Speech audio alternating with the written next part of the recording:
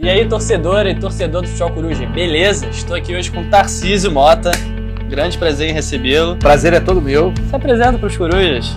Alô, galera do Futebol Coruja, é um prazer e uma alegria estar aqui. Eu sou Tarcísio Mota, professor de História, estou vereador na cidade do Rio de Janeiro hoje, sou vascaíno de coração desde sempre, casado com uma flamenguista, pai de 3 filhos, 2 vascaínos e uma flamenguista, e adoro História, adoro futebol, adoro a nossa vida, vivo para que a gente possa ter uma vida melhor e que a gente possa estar junto nos mais diferentes lugares.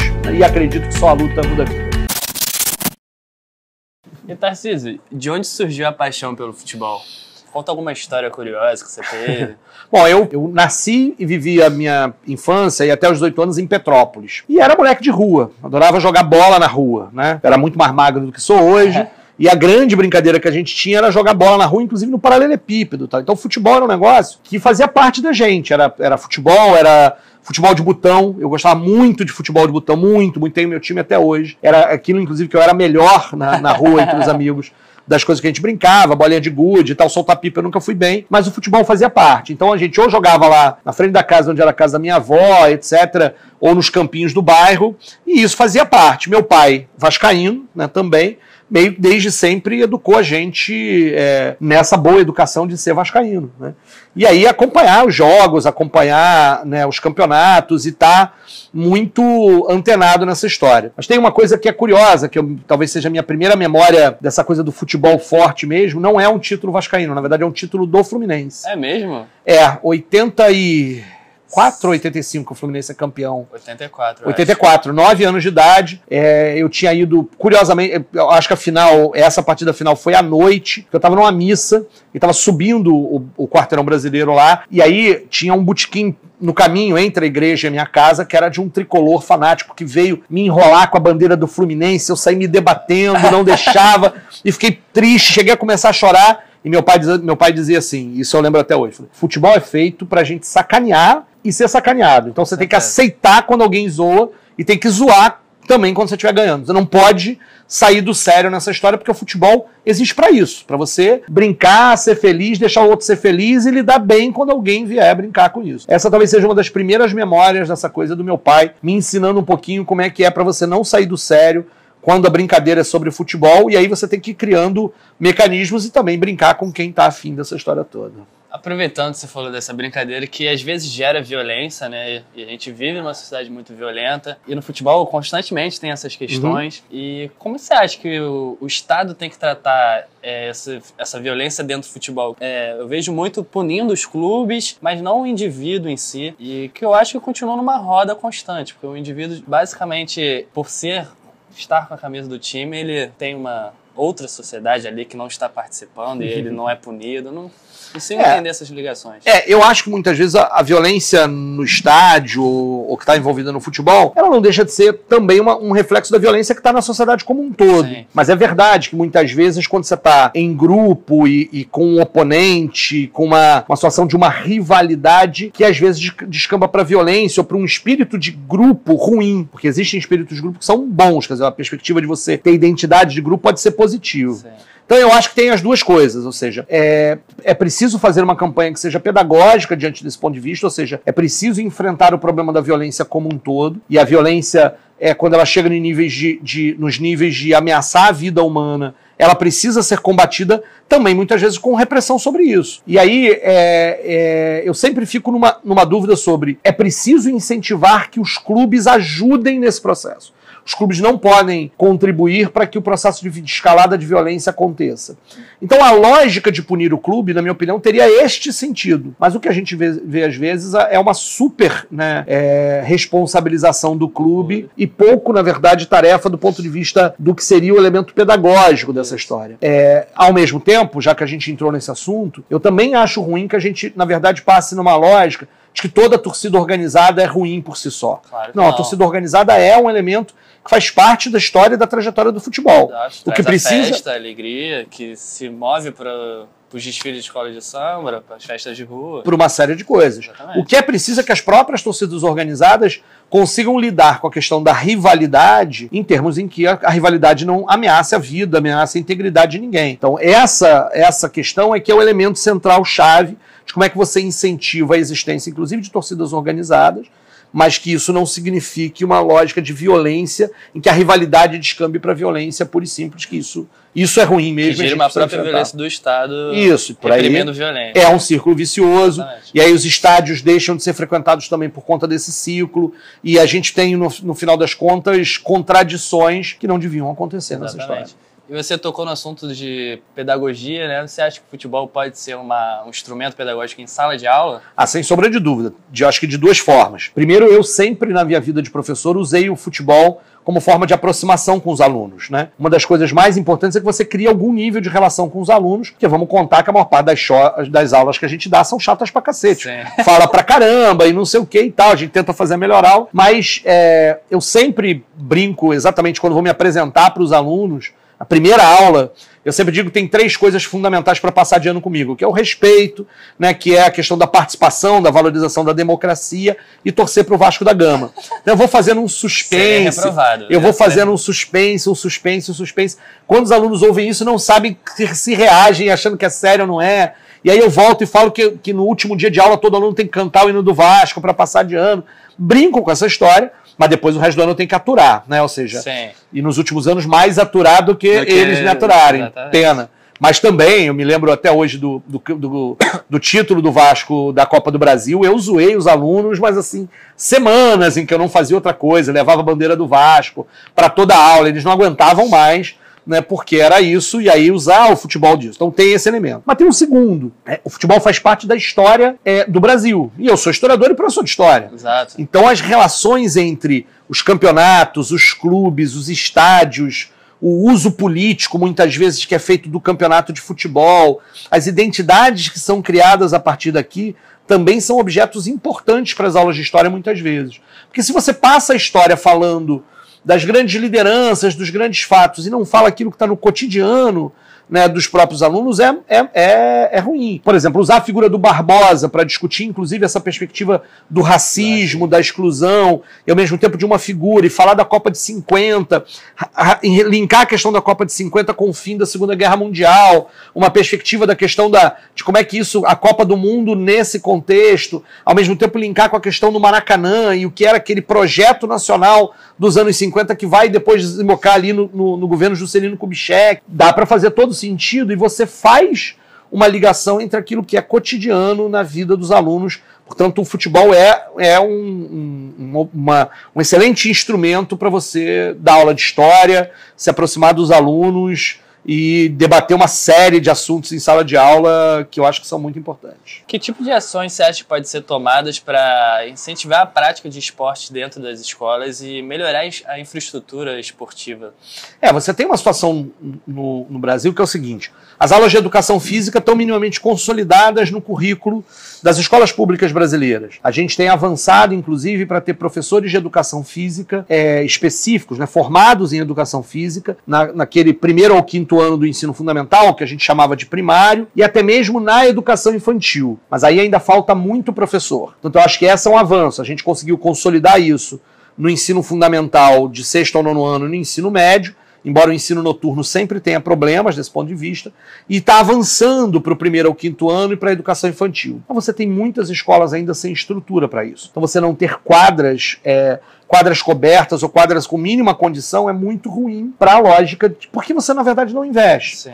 A gente viveu a situação aqui da Copa e das Olimpíadas e o discurso de que as Olimpíadas fariam do Brasil uma potência do esporte. Você não torna um país do tamanho do Brasil uma potência do esporte sem que você tenha massificar a coisa da prática do esporte a partir das escolas e, ao mesmo tempo, você tem uma política para o alto desempenho. Mas é preciso massificar para que a política de alto desempenho dê resultado. Sim, começar nas bases. E isso, na verdade, a gente não teve.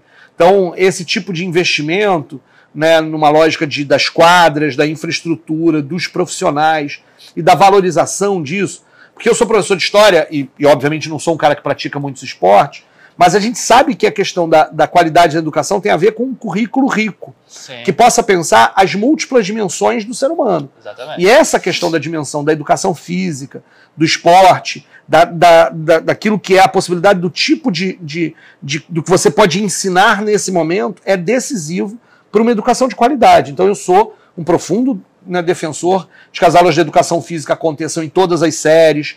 No Colégio Pedro II, por exemplo, teve uma época de um debate em que se a educação física ficava ou não no terceiro ano do ensino médio. Porque no terceiro ano do ensino médio você estava focado no vestibular. Né? E eu dizia que achava que devia permanecer, porque era ainda assim uma situação que vivia da educação para a vida, mesmo que você pode até ter conteúdos no vestibular que possam estar ali, mas não é essa a base, mas que é fundamental, né, desse ponto de vista, na minha opinião, num currículo enriquecido e numa educação de qualidade. Com certeza. E você acha que essa falta de estrutura, a gente poderia fazer algumas parcerias com os pequenos clubes de bairro no Rio de Janeiro? Excelente lembrança.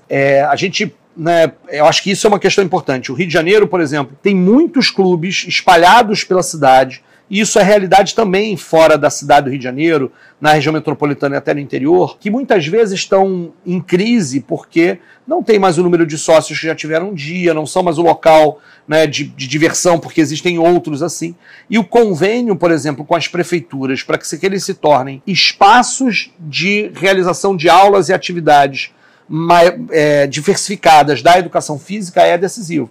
Não só para escolas que não têm estrutura, porque isso resolveria. Porque você tem, por exemplo, aqui no Rio de Janeiro, prédios históricos construídos de escolas que estão em lugares que não há espaço nem condição de construir uma quadra. E aí você poderia adotar isso como a quadra da escola mesmo. Exatamente. Cotidiana. Mas era possível utilizar esses clubes até para uma aula diversificada, onde você usasse a piscina do clube, onde você usasse um outro tipo de equipamento que o clube tem, onde você usar esse clube para campeonatos entre as escolas. Eu me lembro com com uma memória afetiva muito grande, quando a minha escola participava de Olimpíadas, tanto internas quanto com outras escolas do município. Isso era um momento importante para a gente. E as escolas hoje não são incentivadas a isso. E aí a parceria com clubes seria decisiva para os clubes, que teriam aí uma fonte de renda, e os pais, ao visitarem, ao assistirem os jogos dos filhos, reconheceriam no clube um espaço também de lazer para as suas vidas, aumentaria a frequência dos clubes nesse processo e poderia ter um círculo virtuoso para melhorar a qualidade da possibilidade desses clubes sobreviverem. E o que se pode fazer em espaços de lazer da própria cidade, assim, como o Aterro do Flamengo, que é onde eu jogo, e está completamente abandonado, gente. Não, Crivella, bota a grade, porque a gente não quer buscar bola no meio dos carros. Olha, e outros espaços, porque isso eu tô falando da Aterro do Flamengo, para quem não é do Rio de Janeiro, a parte rica da cidade, imagina nas partes mais periféricas. A administração atual do município do Rio de Janeiro é um desastre, porque ao mesmo tempo em que o Crivella vai fazer propaganda de querer construir um parque em Realengo, e aí na hora que você vai olhar o parque de Realengo, na verdade é quase uma área de lazer para um condomínio fechado e não um parque público, você tem outros parques públicos que não têm o cuidado necessário. Muitas vezes muitas pessoas acham que a política de lazer e esportes é uma política supérflua, mas a gente está falando de saúde pública, a gente está falando de entretenimento, a gente está falando de cultura, a gente está falando de educação. E ocupação dos espaços. E ocupação dos espaços. Então, as cidades onde você tem o direito à cidade, onde você vive melhor na cidade, são cidades onde os parques públicos são claramente utilizados. O que é a Quinta da Boa Vista, se não um local de lazer e de cultura fundamental para quem vive ali daquela região ali de São Cristóvão, toda a Zona Norte, até mesmo a Zona Sul. Que ia para lá, né, visitar o zoológico, e tem todo o debate sobre a questão da existência ou não do zoológico, como é que eles deveriam, mas ainda assim a memória afetiva que muitos de nós têm de ter ido ao zoológico, levei meu filho várias vezes lá, ir ao Museu Nacional, que pegou fogo infelizmente, mas aproveitar para fazer o piquenique, para bater uma bolinha, para andar numa daquelas bicicletas. O Aterro do Flamengo, outra área como essa. O Parque de Madureira foi uma área mais recente que também lidou com isso. E aí você tem lá as pistas de skate, você tem também uma tentativa com relação a isso. O problema é que você tem que manter a manutenção disso para aqui. E aí isso é deixar o povo com mais alternativas, ocupação, saúde, lazer e entretenimento, sem sombra de dúvida, uma política importante. Que não pode ser pensada como supérflua, que na hora da crise você deixa de lado. Você acha que é possível fazer convênio, lei com os clubes, mas de alguma maneira dos jogadores das divisões de base terminarem o ensino médio, porque é basicamente 1% só que chega nos profissionais, né? Então você tem uma juventude inteira que fica sem escola e sem futebol. A questão dos atletas das divisões de base é uma questão que devia ser olhada também pelo poder público. E aí tem que ser olhada com sensibilidade, porque é a situação inversa do que, por exemplo, eu convivi. No Colégio Pedro II, eu dei aula para algumas alunas que eram federadas de natação, que eram federadas de equipe de ginástica artística, ginástica rítmica. Esses alunos, eles tinham problemas de calendário em momentos em que eles iam para determinadas competições. A escola tinha uma política para isso. Esses alunos, os pais estavam cientes e a escola acompanhava de que eles teriam um calendário diferente sobre isso. O inverso também deveria ser possível, seria necessário, ou seja, de que o Estado pudesse perceber, como tem, inclusive, né, a possibilidade de experiências ou educacionais, ou em presídios, ou de alunos que estão internados, é preciso pensar nisso. No caso também dos atletas de base, também, porque eles teriam uma vida um pouco diferente do ponto de vista da sua rotina de trabalho, e, portanto, a escola precisaria se adequar a essa história. E aí, o convênio com o clube para garantir que ao mesmo tempo que ele está tentando a sua vida no futebol, e ele pudesse não perder a questão tanto do estudo normal, qualificação para o trabalho, para que, inclusive, ele pudesse ter algum futuro a mais. Né? Então, sem dúvida alguma, é uma ideia que me parece bastante interessante. Você tem algumas iniciativas aqui a colar, o Vasco tem a escola para as suas divisões de base, passou agora por uma crise, porque passou para a mão de um cursinho privado, voltou para a administração do Vasco, e é uma coisa que o Vasco se orgulha muito, mas ainda assim é preciso que isso seja uma política em que o Estado possa perceber como é que ele vai fazer com o esporte, e até mesmo no sentido de que, se há algum tipo de transferência, de isenção, de benefício para o clube, que uma das contrapartidas sociais do clube seja a garantia da educação dessas crianças e adolescentes que chegam, muitas vezes, de lugares do interior do Brasil, né, numa tentativa de ganhar a vida, de ter algum futuro na vida, e que às vezes acabam com isso não conseguindo completar os estudos. E já que você falou dessas crianças que buscam futuro, você acha que o futebol é democrático? É uma dificuldade enorme, porque é uma boa pergunta essa. Estou parando para refletir aqui agora. Porque se de uma certa medida toda criança hoje no Brasil sonha, ela vai em algum momento imaginar se ela pode ser jogadora de futebol, e ao imaginar o futuro como jogador de futebol, ela imagina que pode ser rica e pode ser bem sucedida, como esses jogadores, os craques, que a gente vê jogando pela Europa e etc. Esse poder de sedução, ele é ilusório. E, portanto, qual é o problema? Embora toda criança possa sonhar isso, a quantidade de crianças e adolescentes que vai, de fato, chegar a ter essa chance é muito pequena. E não é a questão do talento apenas que joga nessa situação, do talento de jogar bola. É tudo aquilo que há de interferência neste caminho que, aparentemente, poderia ser vencido pelo esforço pessoal e pelo talento. São os atravessadores no sentido dos empresários, dos olheiros, daqueles que vão lá tentar encontrar e que vão atravessar a vida dessas crianças e dessas famílias. É a estrutura dos clubes que recebem essas crianças, esses adolescentes que muitas vezes não dão condições para que eles possam desenvolver-se integralmente nas suas vidas. Então, portanto, embora o sonho seja democrático, a realidade é muito dura e muito difícil, porque é uma realidade muito mercadológica, mercantilizada.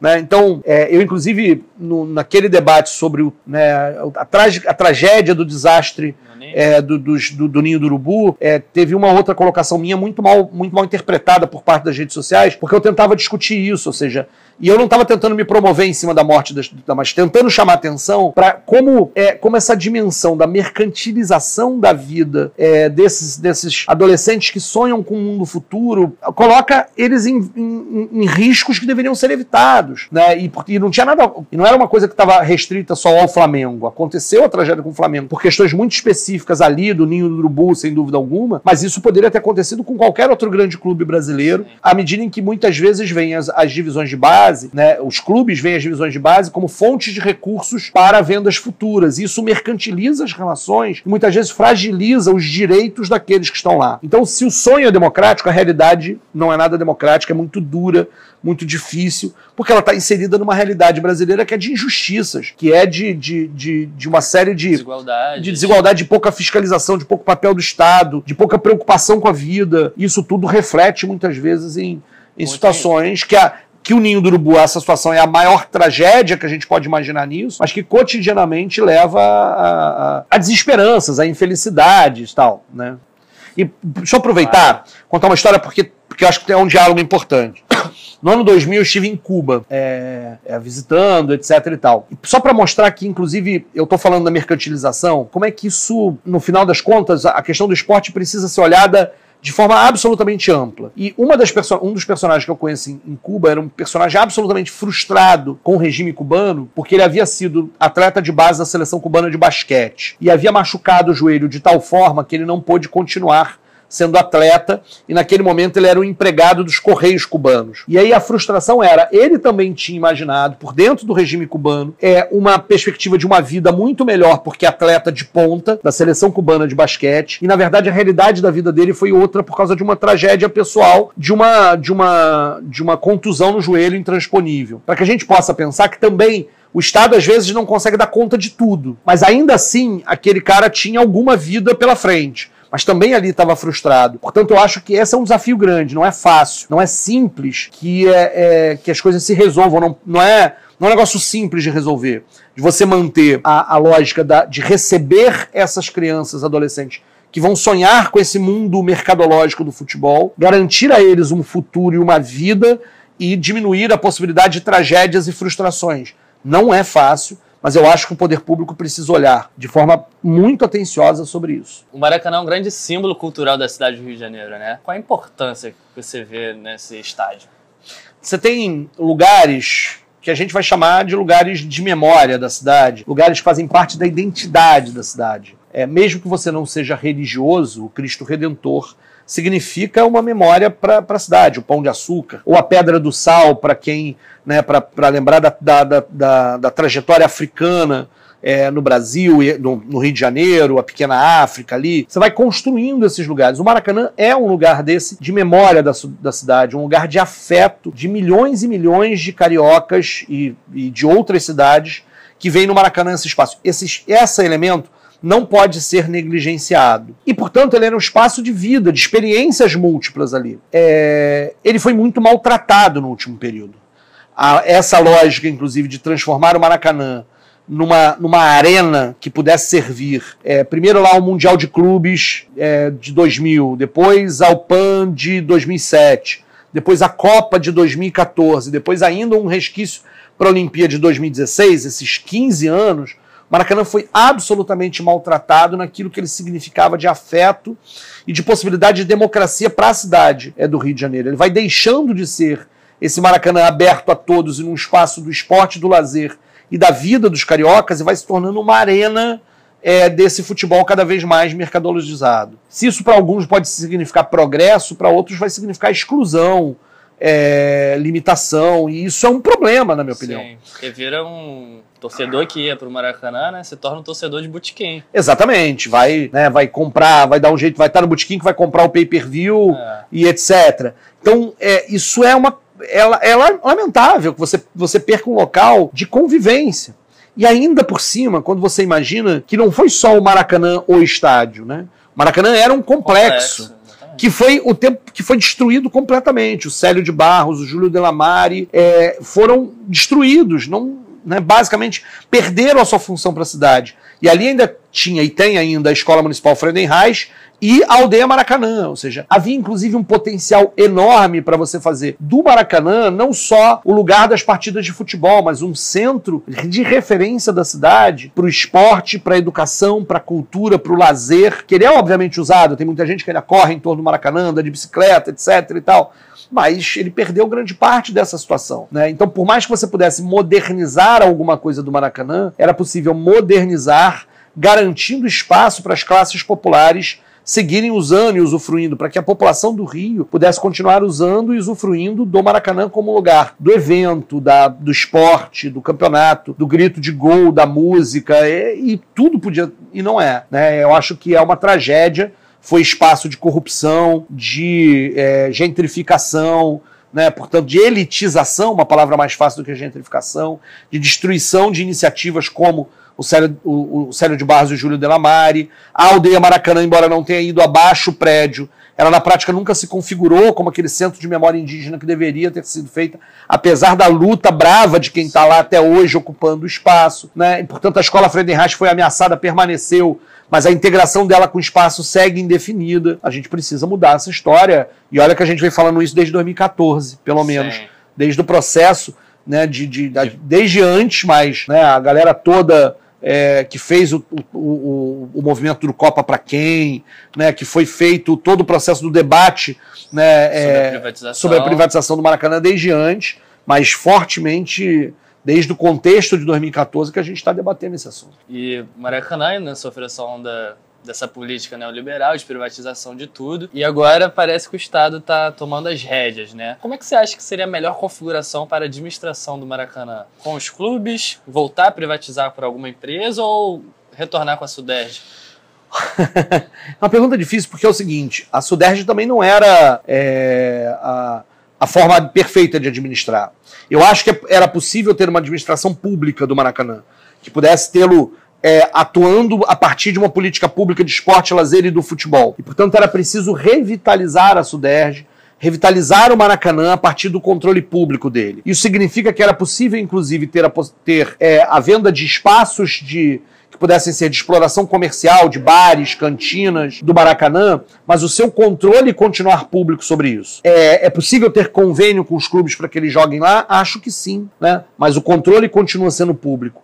O que eu não concordo é passar para uma empresa, para uma empreiteira que vai ter apenas na lógica do negócio e do lucro o seu objetivo final nessa história toda. É possível fazer, na minha opinião, o Maracanã dar lucro com preços populares, garantindo o direito da população e isso não ser oneroso para o Estado como era para ser. E desde que, inclusive, você pudesse perceber ali, não o shopping que eles vivem prometendo, mas ter o Célio de Barros, o Júlio Delamare, uma lógica de levar o esporte e o lazer para o conjunto da população. Você vai ao Maracanã hoje, você vê o jogo mais confortável, sentado naquela cadeirinha, numa coisa toda, passa para uma área com ar-condicionado lá nos bares onde você vai comprar o cachorro-quente, mas, pô, fala sério, né? Não, às vezes insosso.